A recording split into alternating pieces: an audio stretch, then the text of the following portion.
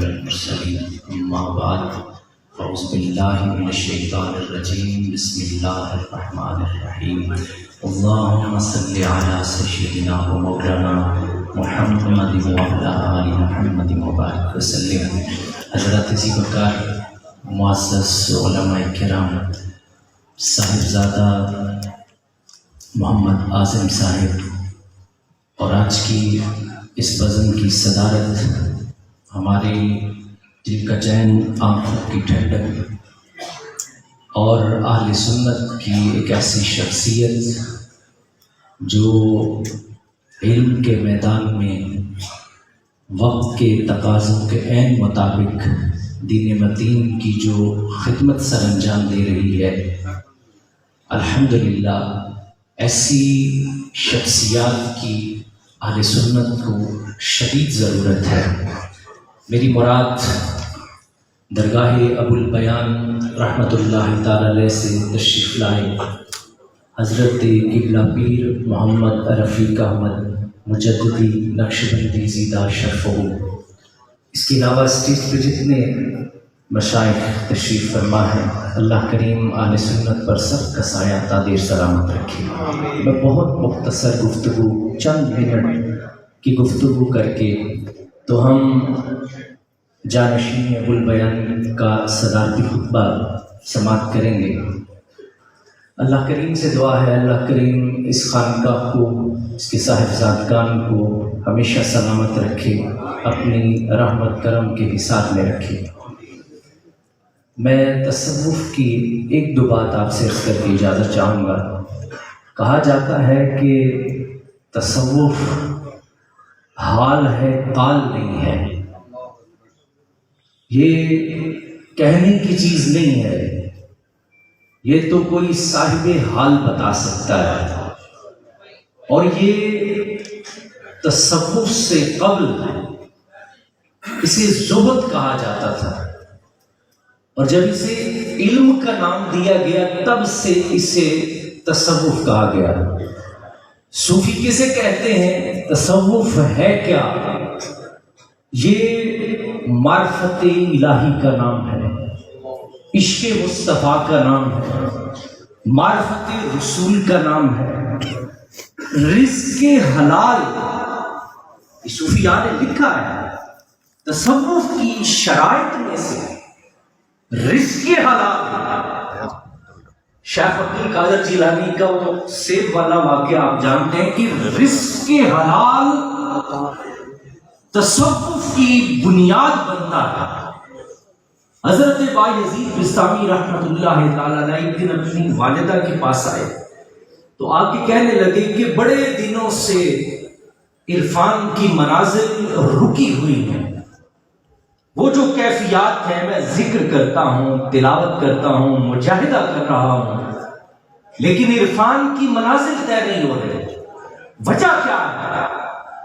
تو حضرت بایزید بستامی کی والدہ نے جو جملے ارشاد فرمایا، فرمانے لگی بایزید میں نے غربت، افلاس اور تنگ دستی کا زمانہ اور بیوگی کا زمانہ پایا، لیکن اس کے باوجود تیرے منہ میں ایک بھی حرام کا لقمہ نہیں ڈالا میں نے، کچھ اور نہیں کہا، میں اس کے باوجود تیری عرفان کی منازل کیوں رک گئی؟ آپ سوچ میں پڑ گئے ہیں۔ آپ کو یاد آیا کہ بایزید بہت چھوٹے تھے تو میں ہمسایوں کے گھر تھی، عورتیں آپس میں گفتگو کر رہی تھی تو بایزید کو بھوک لگی اور رو رہے تھے۔ آپ کی والدہ نے ہمسایوں کی ہنڈیا میں انگلی ڈبو کر آپ کے منہ میں ڈالی تھی۔ کہنے لگی مجھے یاد آ گیا کہ مجھ سے غلطی کہاں ہوئی ہے۔ آپ ہمسایوں کے گھر گئے اور ان سے جا کے عرض کی، کہنے لگی میں آپ سے معافی مانگنے آئی ہوں۔ انہوں نے کہا جی کس بات کی معافی؟ کہنے لگی میں بچپن میں بایزید کو یہاں پر سے اٹھایا ہوا تھا، رو رہے تھے تو میں نے آپ کی اجازت کے بغیر آپ کی ہنڈیا میں انگلی ڈبو کر بایزید کے منہ میں ڈالی تھی۔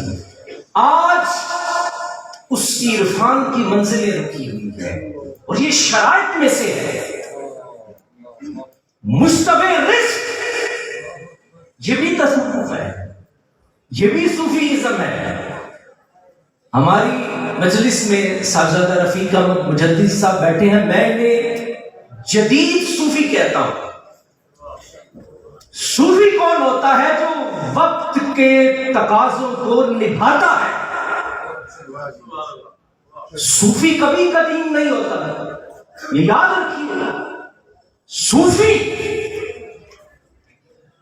قدیم نہیں ہوتا, وہ اپنے وقت کے تقاضوں کو جانتا ہے. نہیں یقین تو معین الدین چشتی اجمیری کی زندگی اٹھا کے دیکھیے. صوفی کسے کہتے ہیں؟ جب میدان میں کھڑے ہونے کی ضرورت پڑے, پرتھوی راج کے سامنے کھڑے ہونا پڑے, تو خانقاہ میں جا کے نہ بیٹھ جائے. وہ میدان میں آئے, میدان میں آ کر اپنے وقت کے تقاضوں کو نبھائے. نہیں یقین تو نظام الدین اولیاء کی ساری زندگی پڑھ کے دیکھیے, جدید تھے یا قدیم تھے, اپنے وقت کے تقاضوں کے ساتھ رہتا ہے, اور اسے ہی صوفی کہتے ہیں.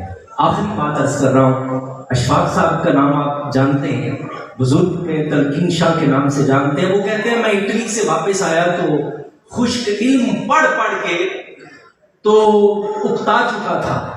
اب کتابی علم کی ضرورت نہیں تھی, اکتسابی علم کی ضرورت تھی, کسی کال والے کی. ہم صوفی ہیں کال والے. حافظ صابر صاحب تھے حال والے. میں کوئی خوشامد نہیں کر رہا ہے, حقیقت ہے. میرا پہلا جو میری ان سے ملاقات تھی, ہمارے گاؤں میں ایک ختم پاک تھا, تو اس میں آپ تشریف لائے. میں اس وقت میری عمر بھی کچھ 14-15 سال تھی. تو حافظ صاحب کو کسی نے بتایا, جیسے ہی میں مسجد میں داخل ہوا, یقین کیجیے آپ ممبر پر خطاب فرما رہے تھے, ممبر سے نیچے آ گئے. میں 15 سال کا ایک لڑکا جس سے داڑھی بھی نہیں آئی ہوئی تھی اس وقت, مجھے حضرت صاحب رحمت اللہ تعالی آ کے, تو وہ ممبر کی سب سے آخری سیڑھی بہت قریب تھی زمین کے. میں نے بڑا اصرار کیا, میں نے کہا حضور نہیں آپ یہاں بیٹھ کے. انہوں نے کہا یہ ہو ہی نہیں سکتا, یہ ہو ہی نہیں سکتا.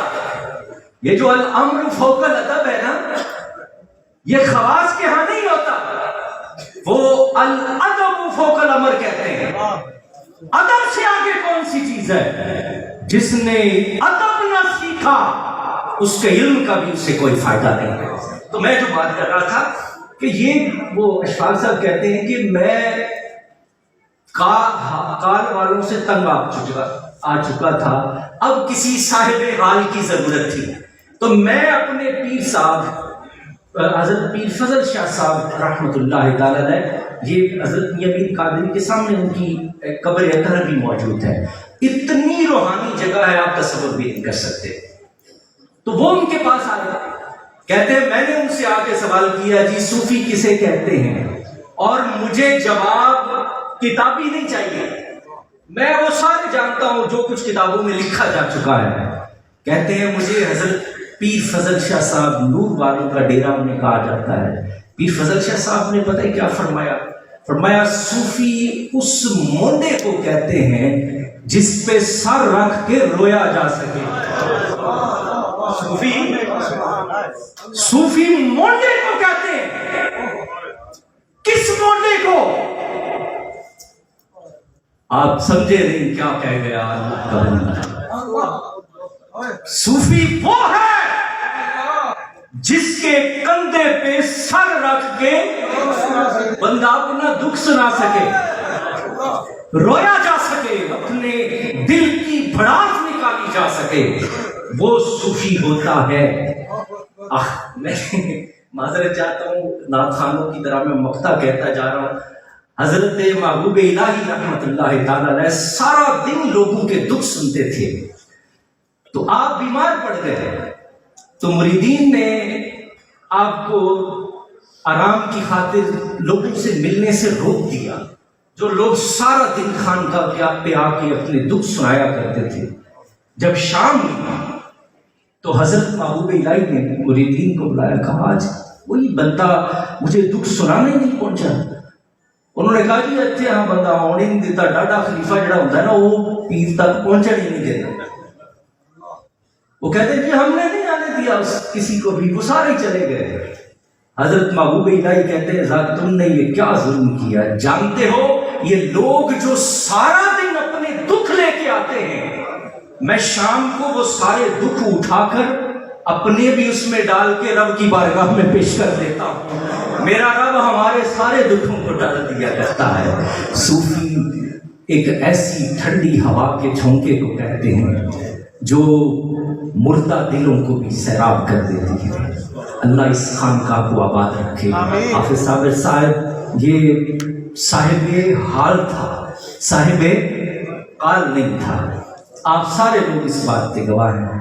میں آخر میں شکریہ ادا کرتا ہوں اس خاندان سے ہمیں جو پل جوڑتا ہے، اس کا نام میاں محمد سرور ہے۔ اللہ ان کے خاندان پر بھی اپنی رحمت نازل فرمائے۔